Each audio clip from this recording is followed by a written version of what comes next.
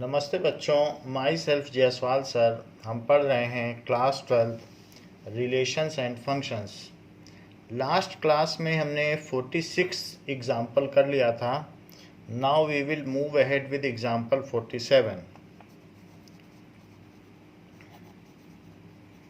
Example 47 में कहा गया है, let A is a set containing 1, 2, 3 as its element. Then show that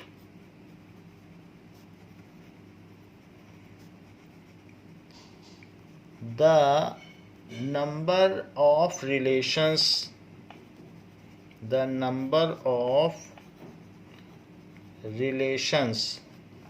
containing 1, 2 and 2, 3 containing 1, 2 and 2, 3 which are reflexive and transitive, reflexive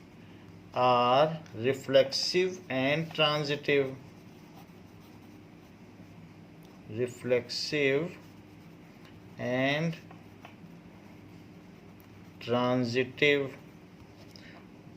but not symmetric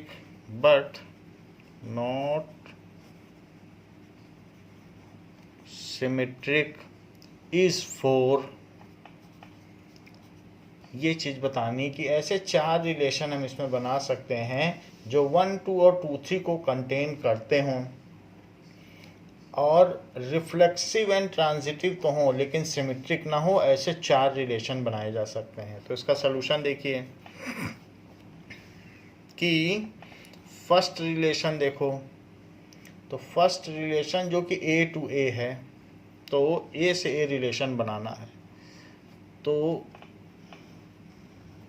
A से A बनाना है, इसमें भी 1, 2, 3 है और इसमें भी 1, 2, 3 है।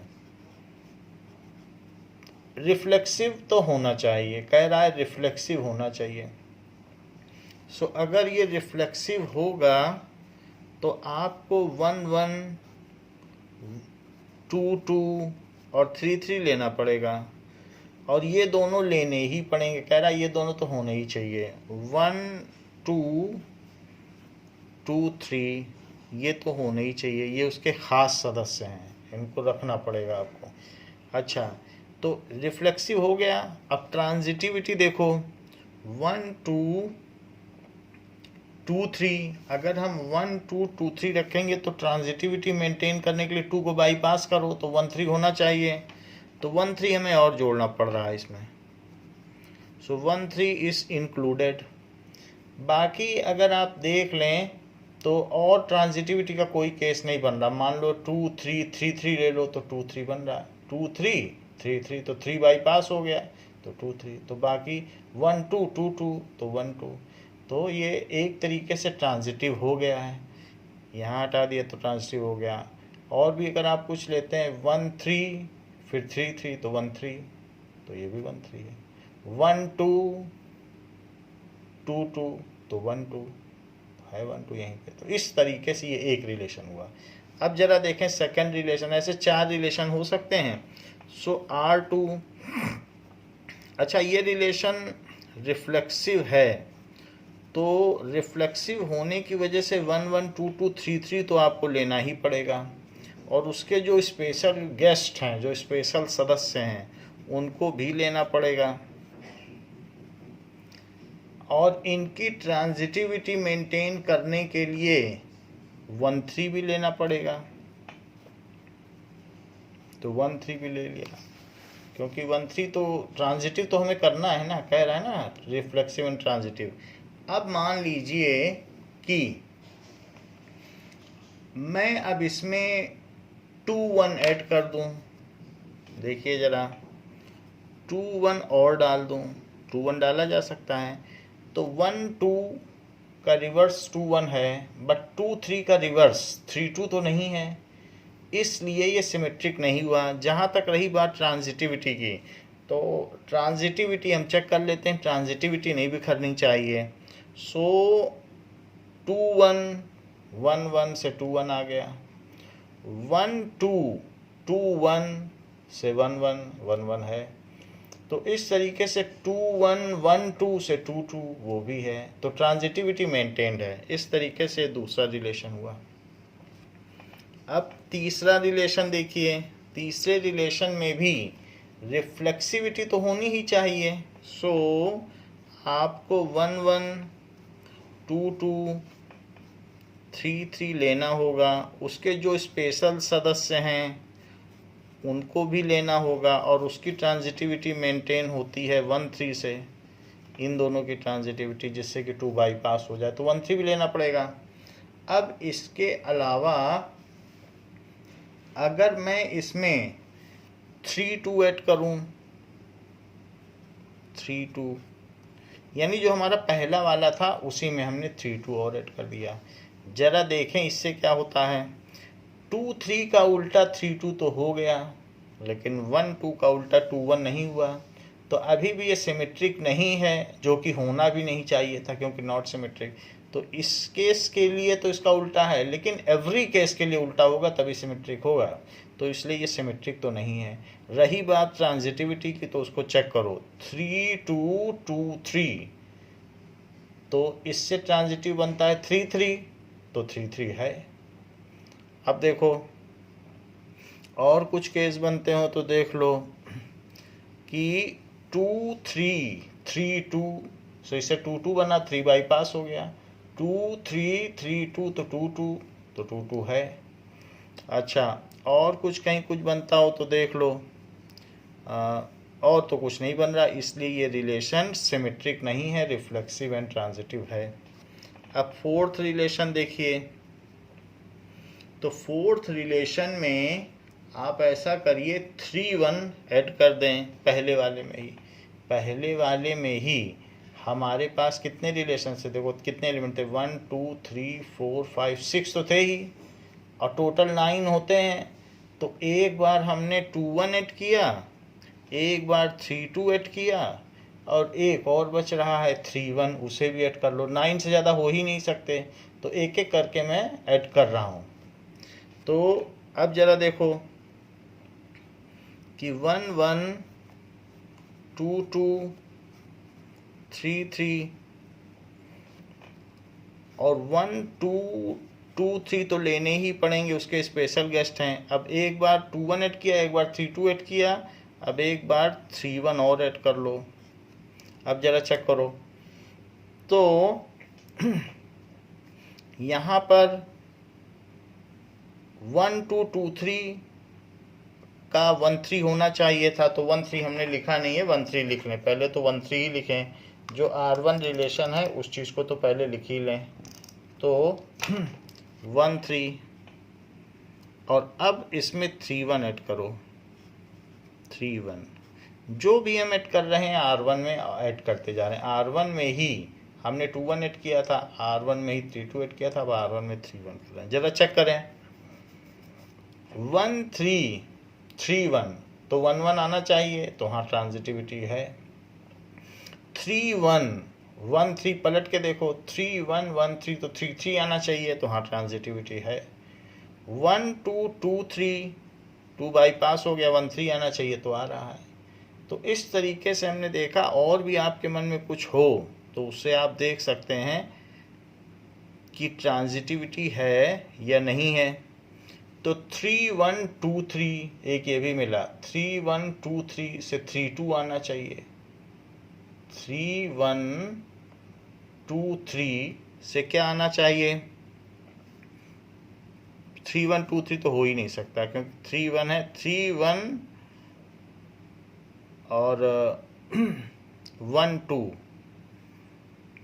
इससे क्या आ जाना चाहिए, सो 3 2 आना चाहिए।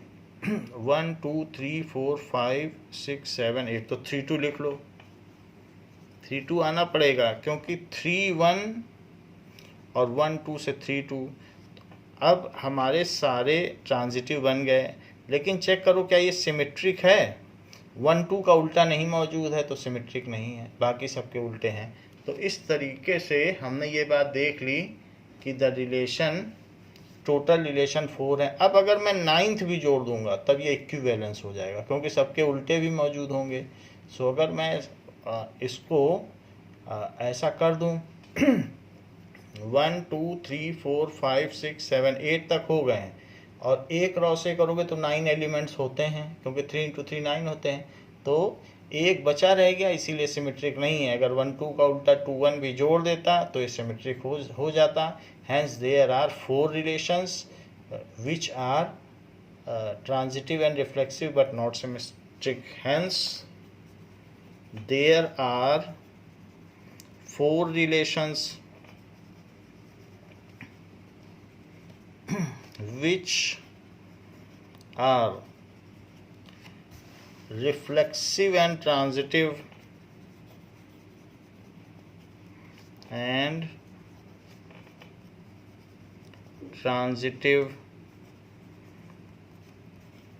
but not symmetric।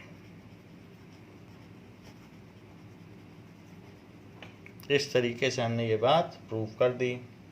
आगे देखें एग्जाम्पल 48। तो एग्जाम्पल 48 क्या कह रहा है?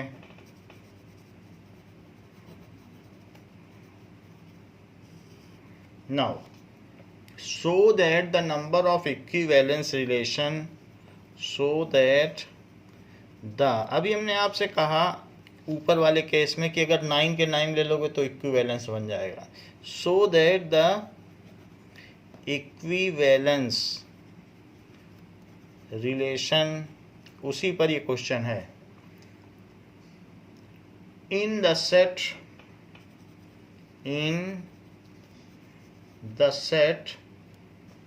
1 2 3 containing 1 2 and 2 1, containing 1 2 1 2 उसमें होना चाहिए, वो बोल रहा है, ये उसके खास सदस्य हैं। एंड 2 1 भी होना चाहिए। इस 2, तो ये चीज़ कह रहा है कि ये दोनों होने चाहिए, और ऐसा हमें चाहिए कि वो तीनों हो, रिफ्लेक्सिव, सिमेट्रिक और ट्रांजिटिव, और ये दोनों उसमें हों। तो ऐसे सिर्फ 2 रिलेशन हो सकते हैं। तो चेक करें।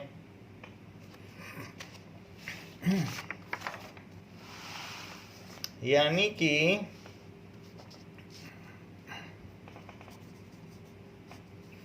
हमको क्या क्या लेना पड़ेगा? रिफ्लेक्सिविटी के लिए 1 1 2 2 और 3 3 तो लेना ही पड़ेगा, और उसके दिए हुए एलिमेंट्स भी लेने पड़ेंगे। तो मैंने उसके दोनों ऑर्डर्ड पेयर ले लिए हैं। अब चेक करो, इसमें ट्रांजिटिविटी बन रही है। 1 1 2 बाईपास हो रहा है, और अगर 2 1 1 2 करोगे तो 2 1 1 2, तो उसमें भी बन रही है। 2 2 आना चाहिए, जो कि आ रहा है। 2 1 पहले रख दो और फिर 1 2 रखो, और फिर देखो 2 2 आना चाहिए कि नहीं, ट्रांजिटिविटी के लिए वो आ रहा है। तो इसलिए ये जो रिलेशन है ये रिफ्लेक्सिव भी है, और इसका उल्टा है सिमेट्रिक भी है। और यहाँ से 2 बाईपास करो तो 1 1, और पलट के लिख दो, इसको पहले लिखो, और 1 बाईपास करो तो 2 2, सब कुछ है। तो एक तो ये रिलेशन हो गया, इज इक्विवेलेंस रिलेशन।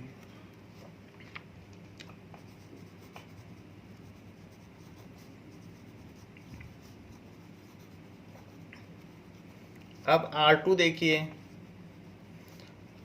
जो हैं उनको तो लिखना ही पड़ेगा रिफ्लेक्सिविटी के लिए, तो मैंने ये तो लिख दिया।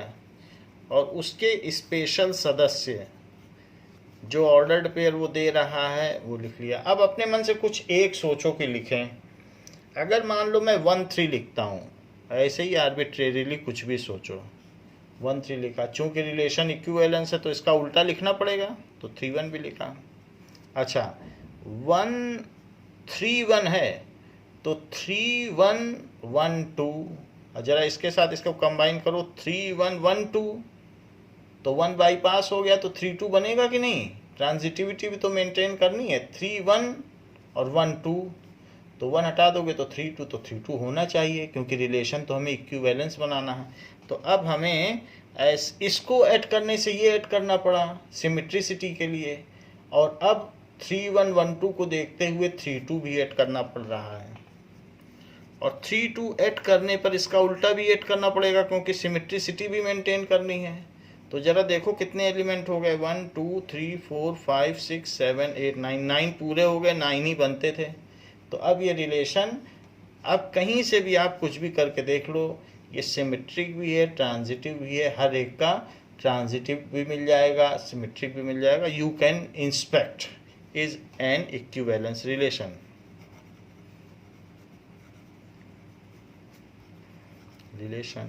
So there are two equivalent relation.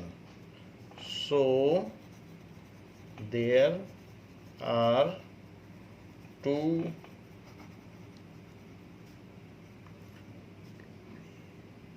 equivalence relation.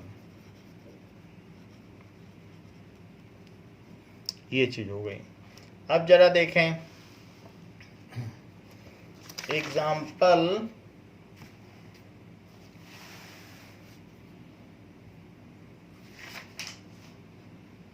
50, example 49 skip कर रहा हूं क्योंकि वो बाइनरी ऑपरेशन पर है। एग्जाम्पल 50,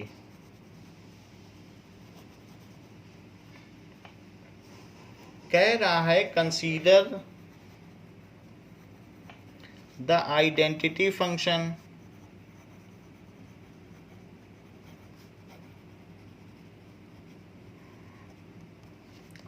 in इज एक फंक्शन है जो कि n से n की तरफ है। सीधी बात है, 1 को 1 से जोड़ेगा, 2 से 2 को, आइडेंटिटी फंक्शन है, जो लेगा वही देगा। Defined as INX is equal to x, जो डालोगे उस मशीन में वही दे देगा। For every x belonging to n, natural number से पिकअप करेगा। सो दैट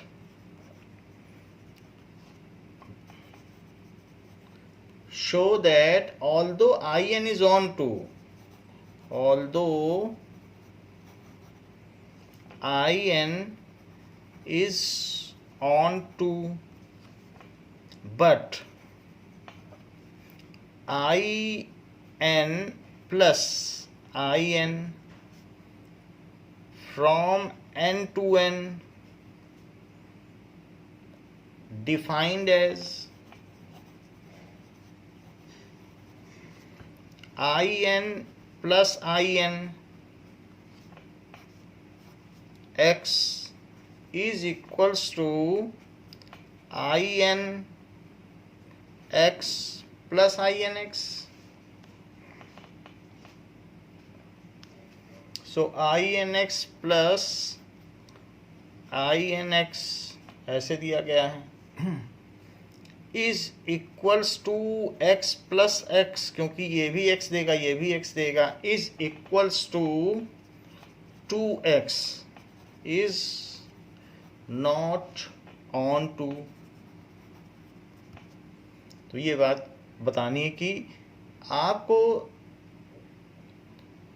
शो करना है कि in तो ऑन टू है। जैसे ये देखिए कि n से n, और अगर 1 है तो in के थ्रू, in मशीन के थ्रू जाओगे तो वो मशीन आपको in मशीन क्या करेगी, 1 से 1 पे मैप करा देगी, 2 से 2 पे मैप करा देगी। तो इस तरीके से फॉर एवरी नेचुरल नंबर, यानी अगर आप x से जाओगे तो वो y मैप कराएगी, लेकिन वो y और कुछ नहीं होगा, x ही होगा। सो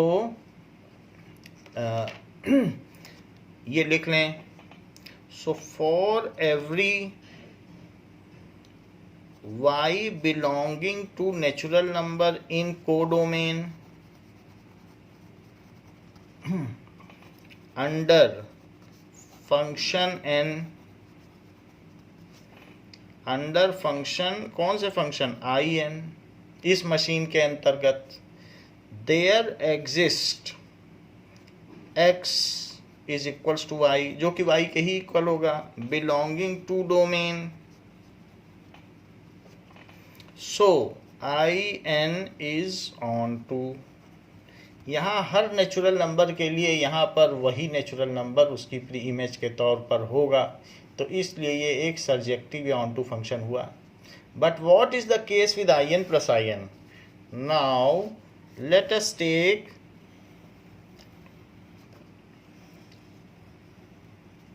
two function that is n2 n फिर लिया और 1 लीजिए और 1 की मैपिंग देखो।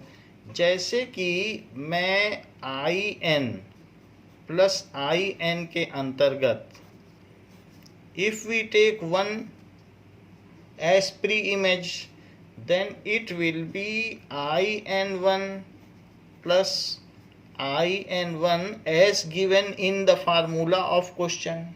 ये देखो दिया है formula of question is equals to 1 plus 1 is equals to 2। तो 1 की मैपिंग ये जो फंक्शन है हमारा in प्लस in ये 2 पे मैपिंग करेगा।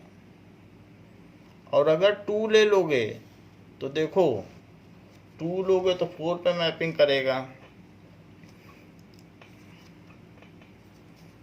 in प्लस in2 तो ये in2 प्लस in2 जो कि 2 प्लस 2 है या 4 है तो उसकी 4 पे मैपिंग करेगा। और ऐसे ही अगर x लोगे तो दिया है क्वेश्चन में वो 2x पे मैपिंग करेगा। ये देख लो। सो जो y होगा वो 2x ऐसे मैपिंग करेगा। तो हम यहाँ कह सकते हैं कि for every odd number belonging to n in codomain there does not exist any pre-images 1 3 5। इन सब के लिए कहाँ है प्री इमेजेस? तो इस बात को लिख लें कि for all odd numbers in codomain there does not exist any pre-images in domain। तो डोमेन में कोई प्री इमेज नहीं है। सो किसके अंडर में? Under in plus in। So in plus in plus in plus in जो हमने लिया इज नॉट ऑन टू, इसलिए in plus in onto नहीं हुआ ये चीज ये। So in plus in onto नहीं हुआ क्योंकि ऑड नंबर की यहाँ कोई प्री इमेज नहीं है, बस यही हमने लिख दिया है और यही बात आपको करनी भी थी। For example 3 in codomain does not have any pre image in domain, ऐसा भी लिख सकते हो। बुक ऐसा ही लिख रही है और वरना ये लिख दो। चेक करें example 51।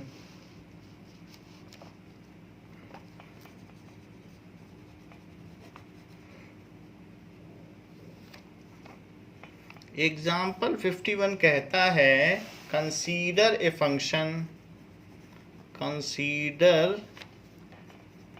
Function f from 0 to π/2 to r that is closed interval 0 to π/2 से अगर हमने कोई एलिमेंट लिया है और r की ओर मैप किया है जो कि एक रियल नंबर है, given by f(x) is equals to sin x and g is a function mapped from 0 to π/2 close interval to real number r, given by g machine से जाने पर उसमें कॉस लग जाता है और एफ मशीन से जाने पर उसमें साइन लग जाता है। शो दैट, प्रदर्शित कीजिए, f and g are 1 1, f and g are 1 1, ये दोनों 1 1 हैं, but f plus g is not 1 1, but f plus g is not 1 1. So अब जरा देखो कि आप इसका ग्राफ बना लें साइन फंक्शन का, और सिर्फ उतना ही ग्राफ बनाए 0 से π/2। देख लो 0 से π/2 का साइन का बनाया है, ज़्यादा नहीं बनाया है। तो दैट इज π/2 और ये 0। यहाँ पर हमने x लिया और इधर ले लिया साइन x। अब चाहे तो पैरेलल लाइन मेथड से कर दो और अलग अलग x के लिए अलग अलग y है कि नहीं? अलग अलग x के लिए अलग अलग y हैं, किन्हीं दो x के लिए सेम y नहीं है, क्योंकि अगर पैरेलल लाइन ड्रॉ करोगे तो वो उसको दो जगह कट नहीं करेगी। ग्राफ को अगर यहाँ से पैरेलल लाइन आपने ड्रॉ कर दी, then it will not cut the graph at any two places. तो x के पैरेलल लाइन ड्रॉ करके ये बात देखी जा सकती है कि नहीं कट कर रही है दो जगह, तो इसलिए ये 1 1 हुआ। अगर ये लाइंस ग्राफ को दो जगह कट करती तो 2x के लिए सेम y हो जाता, बट ऐसा नहीं हुआ। चलो वैसे भी हम इसको अलग से भी प्रूव कर सकते हैं कि लेट f फंक्शन है, so let fx1 is equals to fx2, so let fx1 is equals to fx2, ये कर लिया। fx1 क्या है? sin x1 is equals to sin x2, जहाँ पर x1 x2 belongs to 0 to π/2, 0 से π/2 बिलोंग करते हैं। तो फर्स्ट क्वाड्रेंट में अगर x1 और x2, साइन x1 और साइन x2 सेम है, तो हमने 10th में ये बात पढ़ ली थी कि sine p is equal to sine q implies p is equal to q if angle is less than 90। ऐसे कॉस के लिए भी हमने पढ़ा था, ऐसे दो सवाल थे। तो वही चीज़ कही जा रही है कि if sine x1 is equal to sine x2, इससे ये इम्प्लाई होता है कि x1 is equal to x2, ये इम्प्लाई हो गया। तो इससे क्या पता चला? सो f इज 1 1। हमने यहाँ साइन में s का फॉन्ट बड़ा लिख दिया है, आप छोटा लिख लीजिएगा।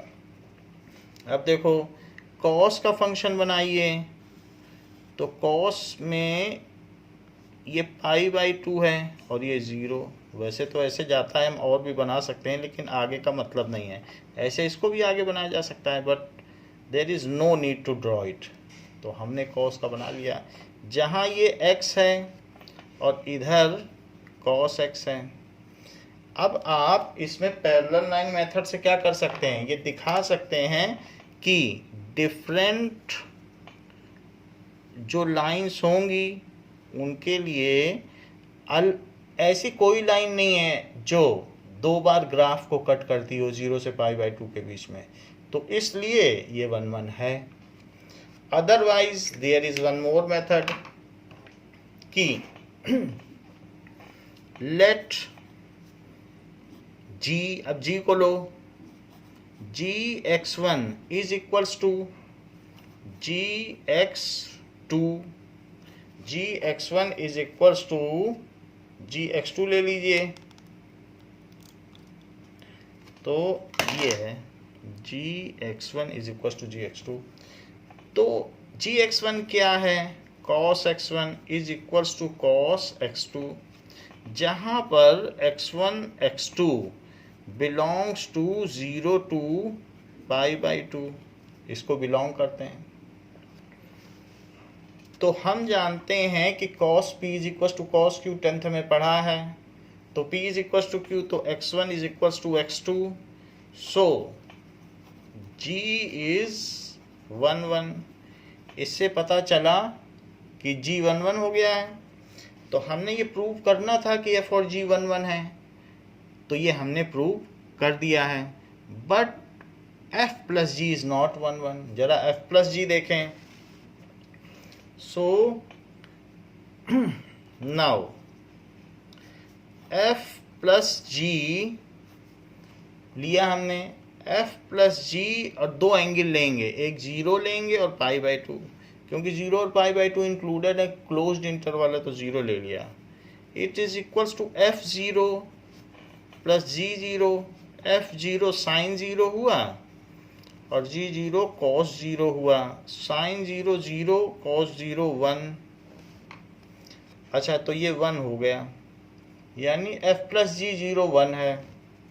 और F प्लस G π/2 क्या है, तो π/2 का भी देख लें।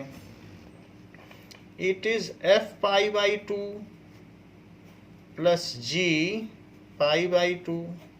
सो it is sine π/2 plus cos π/2। Sine π/2 की वैल्यू 1 होती है, इसकी 0 होती है, तो ये 1 है।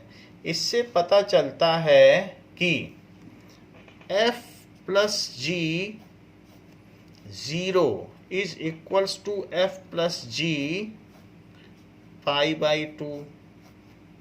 क्यों? क्योंकि दोनों की वैल्यू 1 1 आई है ना, तो F प्लस G 0 की भी 1, F प्लस G π/2 की भी 1, तो ये दोनों इक्वल हुए।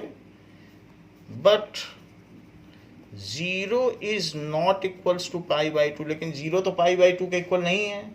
सो F plus G is not 1 1, इसलिए ये एकाएक प्रतिचित्रण नहीं हुआ।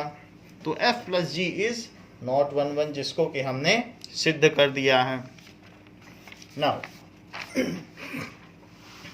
क्वेश्चन पूछा गया है मिसलिनियस एक्सरसाइज में कि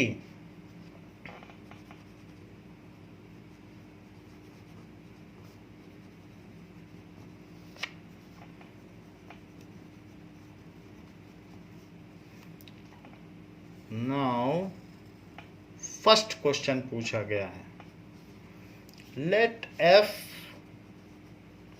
is from R to R, F is a function from real number to real number, ऐसे पूछा गया है।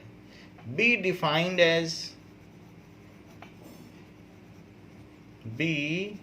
defined as fx is equals to 10x plus 7, find the function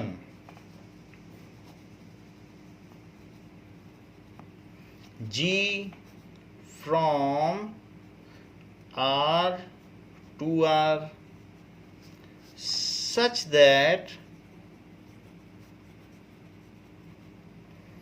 GOF is equals to FOG यानी FOG is equals to IR, ऐसा कहा गया।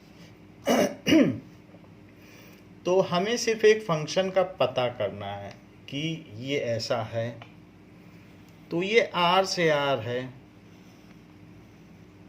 ये prove करना बहुत आसान होगा कि ये 1 1 है, और ये प्रूव करना भी बहुत आसान होगा कि ऑन टू है।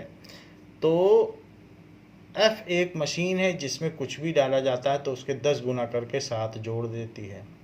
तो अगर मान लीजिए मैं X डालूं तो अंडर F, जबकि ये दोनों R ही हैं, R सेट के अंदर में है, तो X डालने पर ये जो Y देती है वो 10 गुना करके 7 जोड़ देती है, इस तरीके से। तो Y क्या हो गया, 10x + 7। तो क्या एक ऐसा कोई फंक्शन हो सकता है जो हमें लौटा सके, 7 कम करके 10 से डिवाइड कर दे, बिल्कुल उल्टा काम कर दे। So y - 7 is equals to 10x, या फिर y - 7/10 is equals to x। तो y हो तो हम x कैसे पाएं, x क्या है, y - 7/10। और ये रियल नंबर होगा, क्योंकि किसी में से भी रियल नंबर में से 7 माइनस करके 10 से डिवाइड कर दो तो रियल नंबर होगा। तो हमें ऐसा ही फंक्शन g यहाँ पर डिफाइन करना है। नाउ अब देखें, let g be a function from r to r ही रहेगा, क्योंकि डोमेन को डोमेन सेम है। डिफाइंड एज, कैसे डिफाइंड है, g of y is equals to, उसमें जो डाला जाए वो 7 कम करके 10 से डिवाइड कर दे। बिल्कुल उल्टा काम कर रहा है, ये 10 गुना करके 7 जोड़ रहा था, तो उसने कहा कि जो जोड़ा गया पहले तुम हटो, अब 10 से डिवीजन तो हमें दे देगा, ये कर दे, ऐसी मशीन हो। नाउ अब यही x है, हमें x मिल गया, ये मिल जाए तो x मिल गया, तो ये चीज़ हो गया। अब हम जरा गॉफ और फॉग देख लें क्या आइडेंटिटी फंक्शन है, अगर ऐसा हो जाए तो प्रूव हो जाए। सो नाउ गॉफ में जो डाला जाएगा वो x डाला जाएगा, is equals to g of fx। तो fx क्या करता है, 10 गुना करके 7 जोड़ देता है, तो g क्या करता है, जो भी चीज़ डाली जाती है उसमें से 7 कम करके 10 से डिवाइड कर देता है। उसके अंदर यही चीज़ है, तो पहला काम है उसका 7 कम करे और 10 से डिवाइड करे। तो डाली क्या गई है उसमें चीज़ 10x प्लस 7, तो उसने उसमें से 7 कम कर दिया और 10 से डिवाइड कर दिया, यानी x। तो इससे ये पता चलता है कि गॉफ एक आइडेंटिटी फंक्शन है। So gof is equals to I R, इसको थोड़ा हाईलाइट कर दें कि गॉफ इज आई आर। अब जरा देखें, हम फॉग को भी देखें, लेकिन जी कहाँ से पिकअप करेगा, जी तो उल्टा चलेगा, तो जी क्यों, तो जी वाई लेना पड़ेगा ना, जी वाई लेके एक्स दे दे, वही कर भी रहा है, देखो जी वाई लिया और एक्स दे दिया, यही तो एक्स है। तो वो रिवर मतलब इन्वर्टिबल फंक्शन है, इनवर्स है, तो ये वाई पिकअप करेगा। अच्छा जी क्या काम करता है जरा ये भी तो देखें, ये क्या करता है, इसके अंदर जो भी चीज़ आती है उसमें से वो 7 कम करके 10 से डिवाइड कर देता है, ये ऐसा करता है। लेकिन f क्या करता है, f के अंदर जो चीज़ आती है उसका वो 10 गुना करता है और 7 जोड़ देता है। तो उसके अंदर अभी क्या चीज़ आई हुई है, y माइनस 7/10, तो 10 से 10 कट गया और ये y माइनस 7 प्लस 7 आ गया, जो कि y है। इस तरीके से जो चीज़ इसमें डाली गई थी वही हमने पा ली। तो एक तरीके का ये आइडेंटिटी फंक्शन या आदर्श फलन हुआ। So F O G is also equals to I R, यही दोनों चीज़ें हमें प्रूव करनी थी और हमने प्रूव कर दी। So find the function, so g is the desired function. अब आप लास्ट में लिख दें, hence g is desired function, जिसके बारे में ऊपर लिखा गया है, whose information is given ibid, ऊपर दी गई है। नाउ अब देखिए, एक ऐसा फंक्शन सेकंड क्वेश्चन में जो होल नंबर से होल नंबर है, let a function is from W to W be defined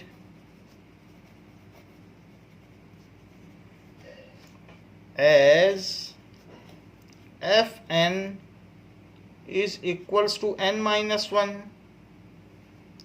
if n is odd।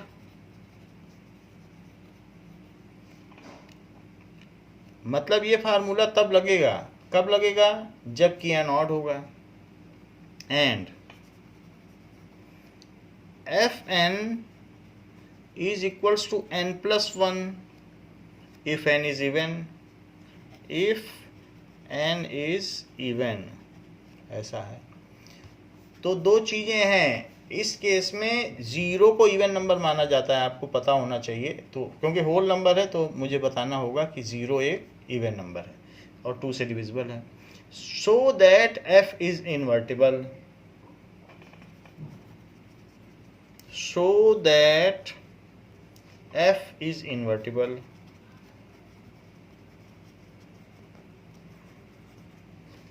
Find the inverse of f. Find the inverse of f. Here W is the set of all whole numbers.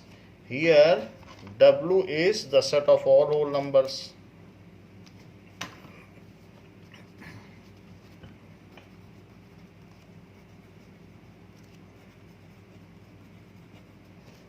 All whole numbers. Whole numbers, ऐसी बात कही गई। तो question ये दिया गया है कि आपको ये बताना है कि जो फंक्शन दिया गया है वो इन्वर्टिबल है और इसका इन्वर्स क्या है। सीधी सी बात। ऐसे 2-3 क्वेश्चन हम पहले भी कर चुके हैं। तो ज़रा देखें कि ये फंक्शन क्या करता है। ये फंक्शन W से W की ओर है, होल नंबर से होल नंबर की ओर। तो अगर n ऑड है, सबसे पहले इवन लो क्योंकि 0 है इवन। तो 0 में कौन सा फार्मूला लगाएगा। अगर n इवन है तो ये चलेगा फार्मूला। तो 0 में 0 + 1 कर देगा, उसको ये 1 से अटैच कर देगा। अच्छा अब 1 लो तो 1 क्या है बताइए। 1 है ऑड, तो ऑड पे कौन सा फार्मूला चलाएगा। इफ n इज ऑड होगा तो ये चला देगा, उसमें से एक कम कर देगा। तो एक कम करो 1 में से तो क्या हुआ 0। तो 1 को 0 से कर दिया। ऐसे ही जब 2 लोगे इवन तो एक जोड़ देगा, 2 को 3 से करेगा, और 3 ऑड लोगे तो ऑड में से एक कम कर देगा, तो 3 को 2 से कर देगा। ये चीज़ वो कर रहा है। यानी हम ये कह सकते हैं कि for all even numbers in codomain there exist. अगर मान लो for all y which are even in codomain there exist y + 1। एक बढ़ा दे रहा है कि नहीं, उल्टा देखो। तो 2 के लिए यहाँ क्या एग्जिस्ट कर रहा है 3, 0 के लिए क्या कर रहा है 1।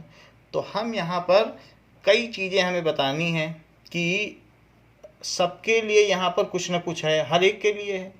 और 1 1 भी है, तो 1 1 भी है और साथ में ऑन टू भी है। तो ये फंक्शन कैसा हो गया, बाइजेक्टिव हो गया। और बाइजेक्टिव हो गया तो इन्वर्टिबल हो गया। As function is 1 1 and onto, as ये मैपिंग से क्लियर है। एज फंक्शन इज 1 1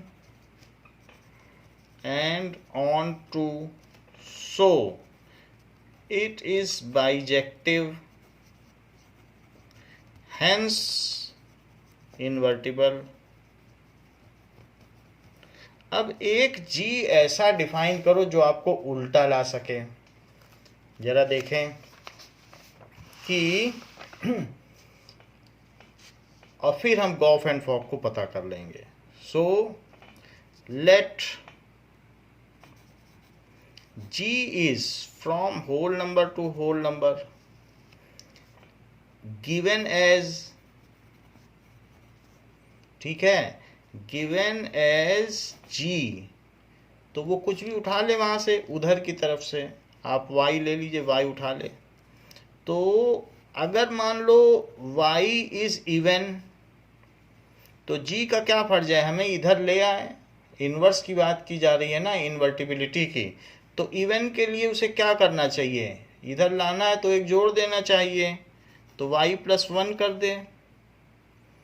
और ये चीज़ ठीक है। सो अगर मान लीजिए इवन है तो उसमें उसे एक जोड़ देना चाहिए,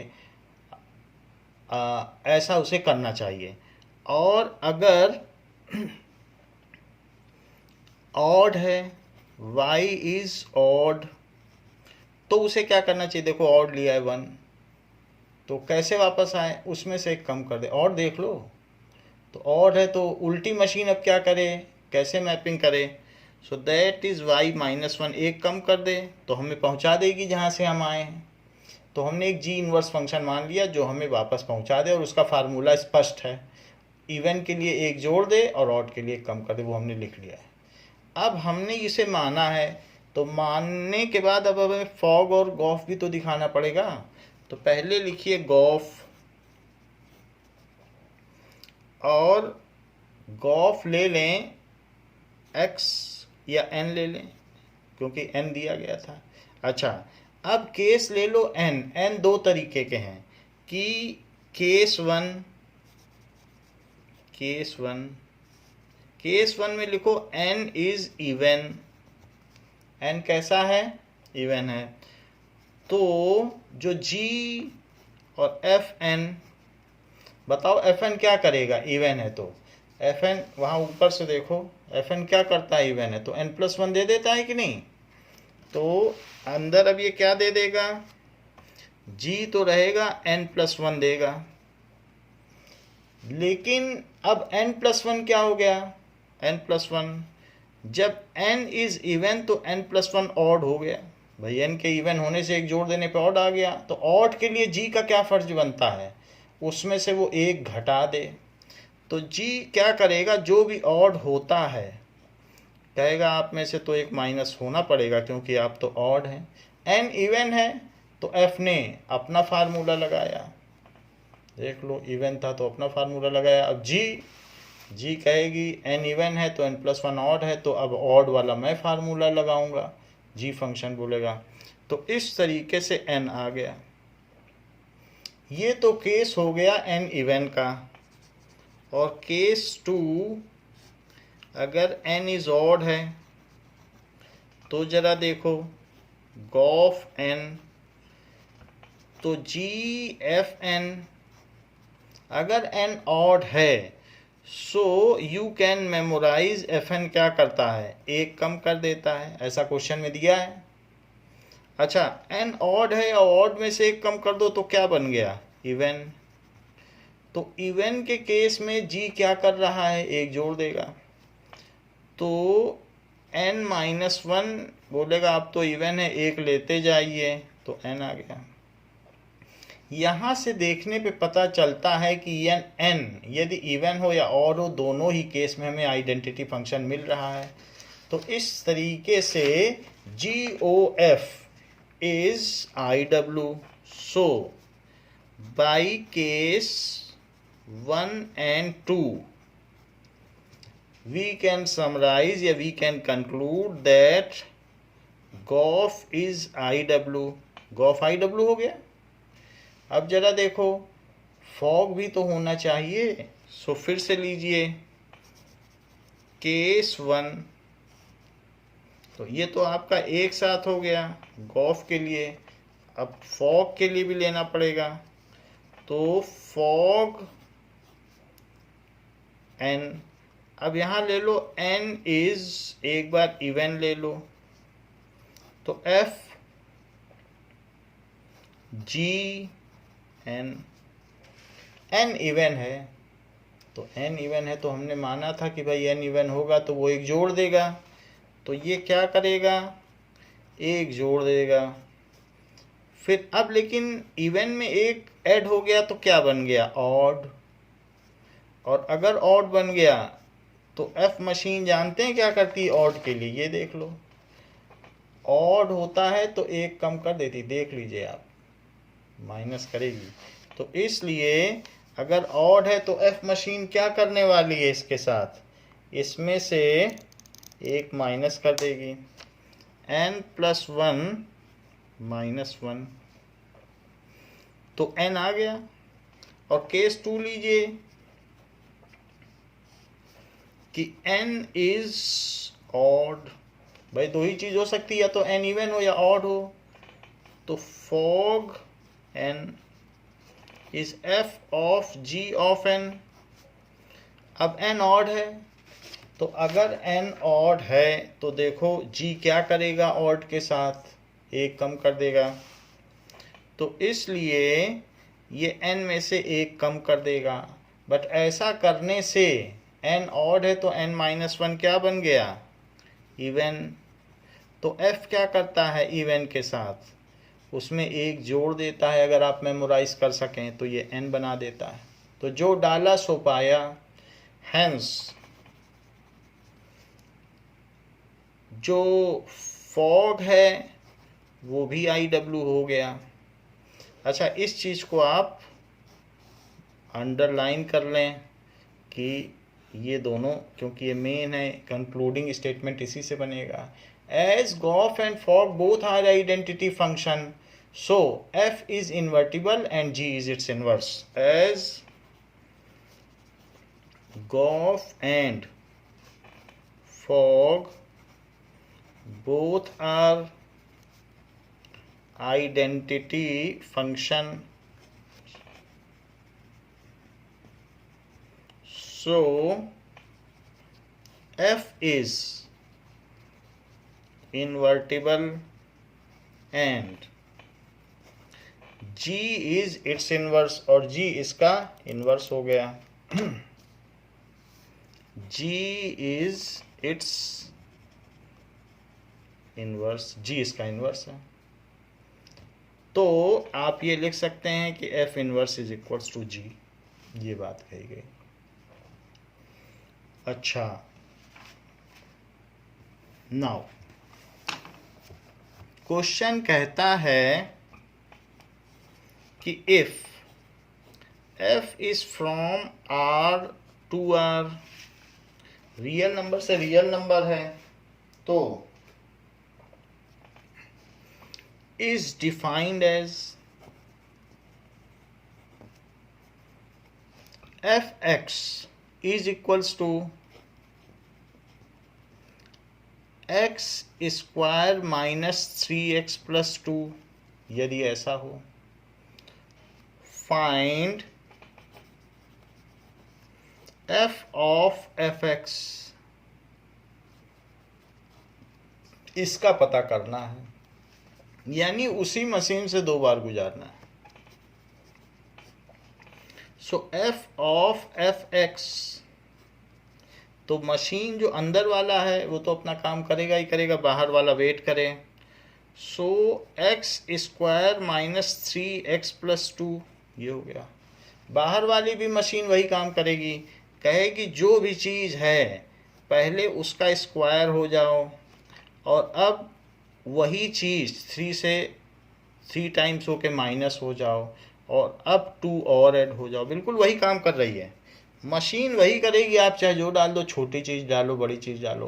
कैलकुलेटर का जो काम है कैलकुलेटर करेगा ही, छोटी संख्या डालिए या बड़ी संख्या, उसके अंदर जो फीडेड है फार्मूला वो उसी हिसाब से करेगा। ऐसे ही मशीन भी करती है, कैलकुलेटर भी एक मशीन ही है।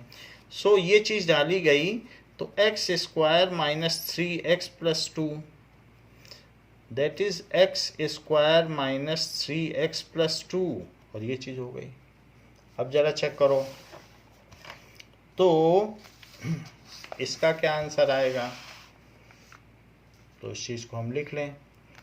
अब हमारे पास आ गया है x square minus 3x plus 2 into x square minus 3x plus 2, अलग अलग लिख लें और इसको तो खोल ही लें। 3x square plus 9x minus 6 plus 2। अच्छा, अब एक्स स्क्वायर से सब में मल्टीप्लाई करें, फिर माइनस 3x से सब में मल्टीप्लाई करें और 2 से करें। एक्स स्क्वायर से आप करेंगे तो x टू द पावर 4, फिर एक्स स्क्वायर से इसमें करो तो माइनस 3x क्यूब, फिर एक्स स्क्वायर से इसमें करो तो प्लस 2x स्क्वायर।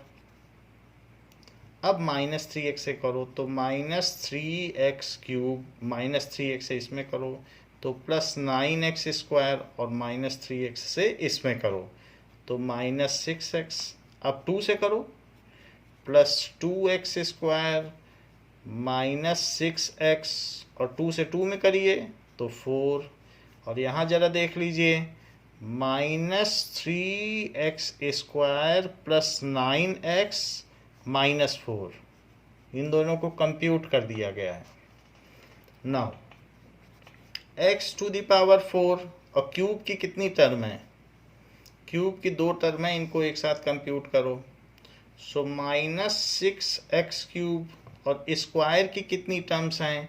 1 2 3 4। देखो -3x², ये तो क्यूब की टर्म हो गई। कौन कौन सी हैं? ये +9x² और +2x², तो 11x² हुआ और +2x², तो दैट इज 13x² में से 3 निकाल दो तो +10x²। अब x की कौन कौन सी टर्म है?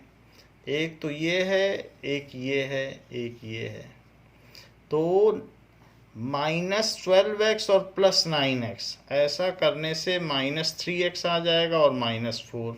तो ये हमारा आंसर हो गया कि f ऑफ fx। तो हमने f ऑफ fx निकाल लिया है। नाउ क्वेश्चन दिया गया है कि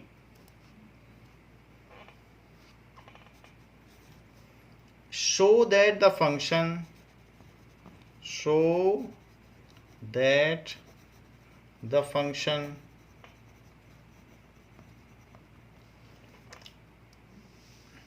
f from R to x belonging to R such that x is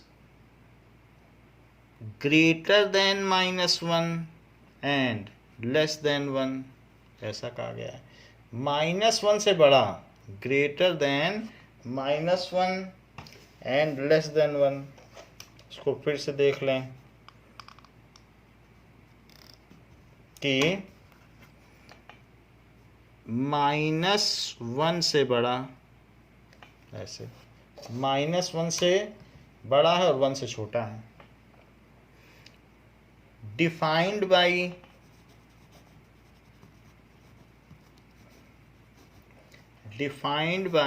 fx is equals to x upon 1 plus mod x, ये है, and x belongs to R is 1 1 and on to function is 1 1 and on to function।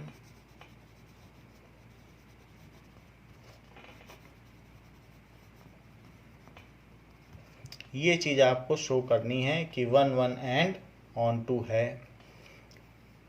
तो अब देखिए x negative भी हो सकता है, भाई आपको यहाँ x पुटअप करना है तो फंक्शन रियल नंबर से जाएगा, तो रियल नंबर में निगेटिव भी हो सकता है और पॉजिटिव भी हो सकता है, यहाँ तक कि ज़ीरो भी हो सकता है। ज़ीरो भी होने में कोई दिक्कत नहीं, नीचे ज़ीरो नहीं आ रहा है। तो ऐसे केस में अगर दो केस लो कि x is greater than equal to 0, तो x अगर ग्रेटर देन इक्वल टू 0 हो जाए तो क्या होगा? मॉड का कोई मतलब नहीं रहता ऐसे केस में, तो वो मॉड हट जाता है।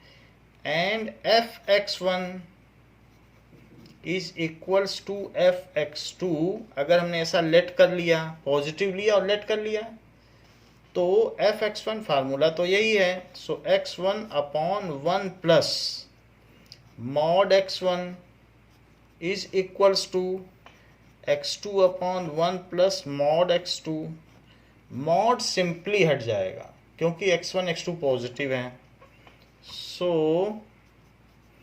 x1 अपॉन 1 प्लस x1 और plus x2 upon 1 plus x2। ऐसा मैंने क्यों लिखा? As x1 x2 are positive और ग्रेटर देन 0 और इक्वल टू 0, तो सिंपली हट गया। अब इनका क्रॉस मल्टीप्लाई करो। सो x1 से 1 प्लस x2 का मल्टीप्लाई और x2 से 1 प्लस x1 का multiply. So this is x1 plus x1 x2 is equals to x2 plus x2 x1 ये हो गया। तो ये चीज़ कट गई, तो इससे इम्प्लाई होता है x1 is equals to x2। तो केस 1 के लिए तो ये फंक्शन 1 1 हुआ, लेकिन x निगेटिव भी हो सकता है। सो केस 2 लो, केस 2 कि x इज निगेटिव। अब अगर x निगेटिव हुआ तो late f(x1) is equals to f(x2). f(x1) f(x2) के इक्वल ले लिया गया है, तो x1 अपॉन 1 प्लस x1 का mod is equals to x2 upon 1 plus x2 का mod.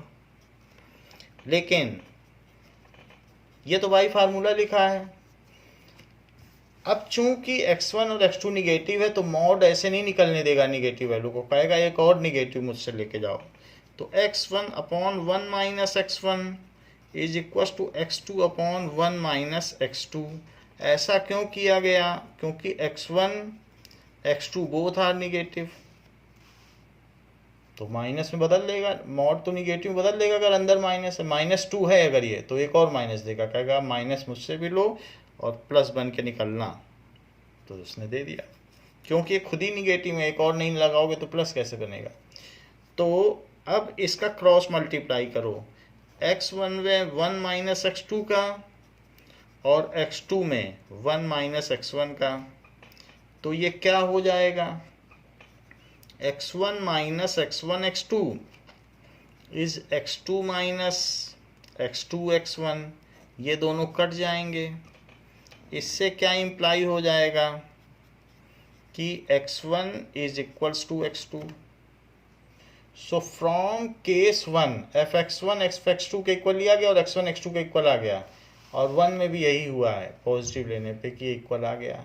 So from case 1 and 2 f is 1 1 from case 1 and 2.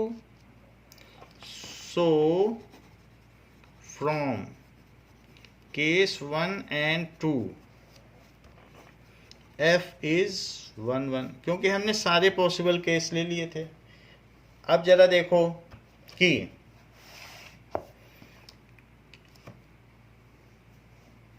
On to function के बारे में देखें कि किस तरीके से ऑन टू है। तो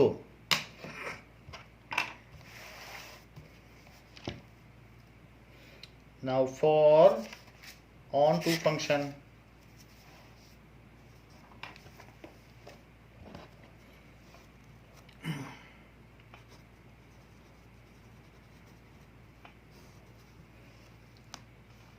देखिए कि दो चीज हो सकती है। अगर x या तो पॉजिटिव हो जाए और या फिर x निगेटिव हो जाए, तो f(x) क्या होगा? पॉजिटिव होने से 1 अपॉन 1 प्लस x है, तो x अपॉन 1 प्लस x हो जाएगा। और निगेटिव होने से क्या होगा? x अपॉन 1 माइनस x हो जाएगा। लेकिन f(x) क्या है? y। तो this is x upon 1 plus x, और यहाँ पर y किसके इक्वल हो जाएगा? x upon 1 minus x. अब x को y के रूप में एक्सप्रेस करो, 1 plus x is equals to x और 1 minus x is equals to x। तो y plus y x is equals to x और y minus y x is equals to x। Now अब देखिए, x minus y x is equals to y और x plus y x is equals to y। हमने उसको उधर ले लिया, यहाँ पर भी उधर ले लिया। अगर x कॉमन ले लिया जाए तो यहाँ पर 1 प्लस वाई आ जाएगा और x क्या आ जाएगा?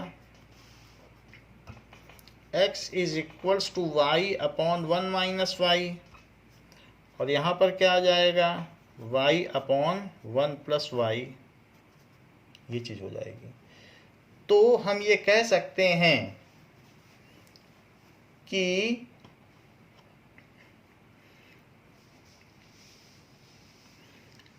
For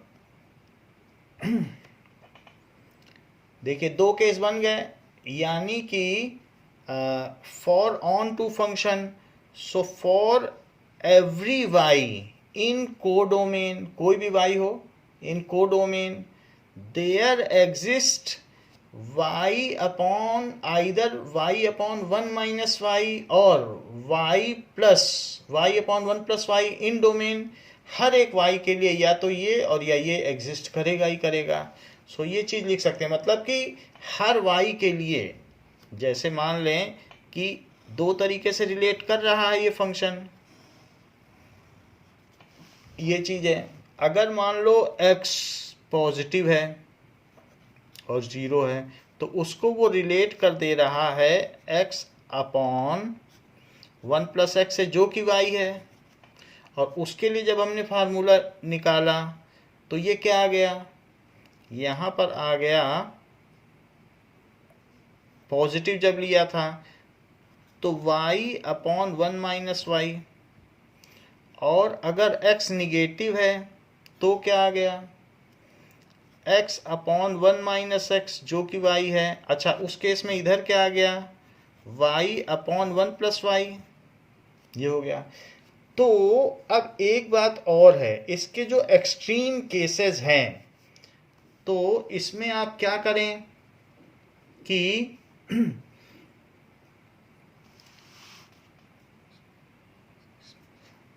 to 1 belongs to 1।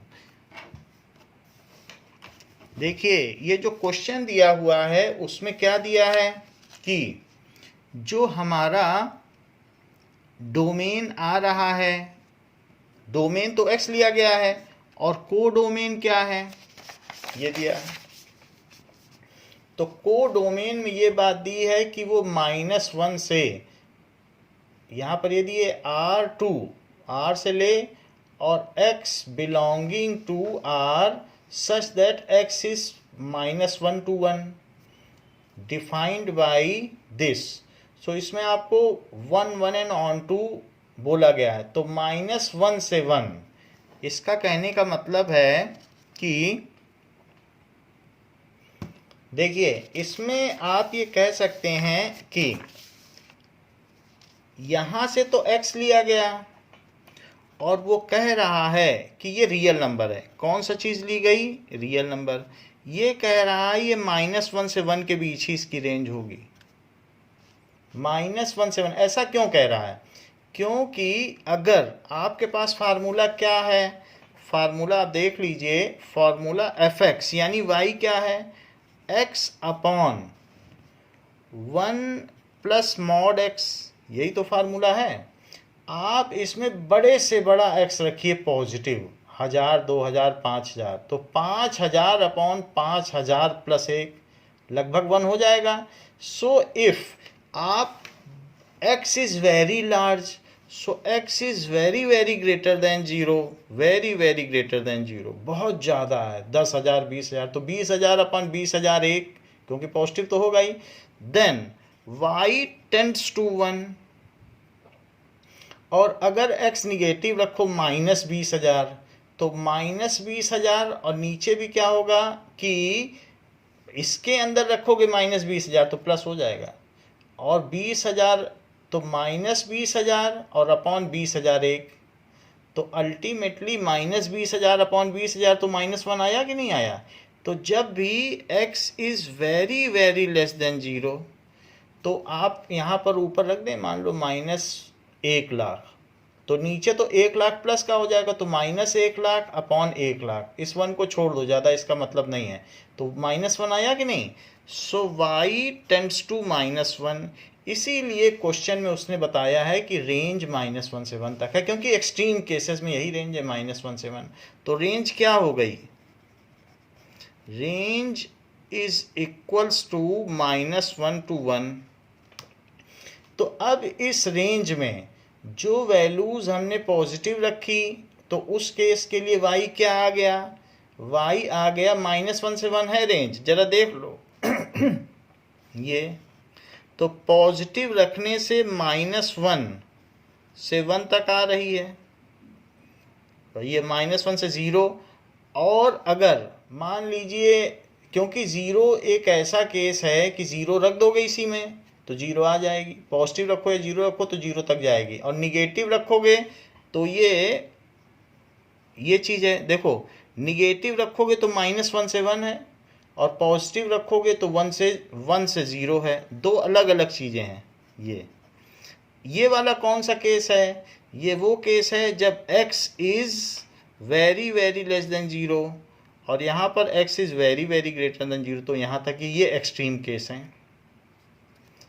ठीक है, तो ये दो एक्सट्रीम केसेस हैं। तो उसी तरीके से आप ये कह सकते हैं कि ये जो हमारी रेंज होती है वो y होती है। So when y is from 0 to -1, then 0 to -1 ये निगेटिव के केसेस के लिए हैं। तो ये निगेटिव का केस है, तो इसको दो भागों में बांट लो कि when y is from 0 to -1, then there exists a pre-image y upon 1 plus y in domain, and when y is from 0 to 1 there exists a pre-image y upon y plus 1। ऐसा लिखा जा सकता है, लेकिन बुक इन जनरल कहती है कि for every y in codomain there exist y upon 1 minus y और 1 plus y in domain, so it is onto. ऐसा सिंपली भी कहा जा सकता है। तो वही मैं लिख दे रहा हूँ जो सिंपल वैल्यू है। So for every y belonging to codomain, there exists y upon 1 plus minus y। ऐसे भी लिख सकते हो, और या फिर लिख सकते हो प्लस माइनस वाई ना लिखो तो एक बार प्लस लिख दो और एक बार minus Y upon plus Y, और y upon 1 minus y belonging to domain। So ऐसा होने से f is on to, तो f on to हो गया। तो हमने 1 भी प्रूव कर दिया और on to भी प्रूव कर दिया। इस तरीके से आप दिखा सकते हैं। यहाँ पे हमने जो दिखाया है कि कैसे है, या यहाँ दिखा दिया, बस यहीं से आप लिख दीजिएगा। फॉर एवरी y जो x एग्जिस्ट करता है वो तो या ये है या ये है, तो वो दिखा दिया। यही तो x है, सो इसलिए ये ऑन टू। प्री इमेज यही तो है, यही है प्री इमेज, यही है x, तो इससे ऑन टू प्रूव हो गया। ये आपको जस्ट समझाने के लिए किया गया है कि कैसे इसकी रेंज यहाँ से यहाँ तक है, और बस रेंज समझने के लिए ये चीज़ की गई। तो बच्चों इस क्लास के लिए इतना ही। इसके आगे जो बचा हुआ है उसको हम अगली क्लास में कंटिन्यू करेंगे। थैंक यू बच्चों।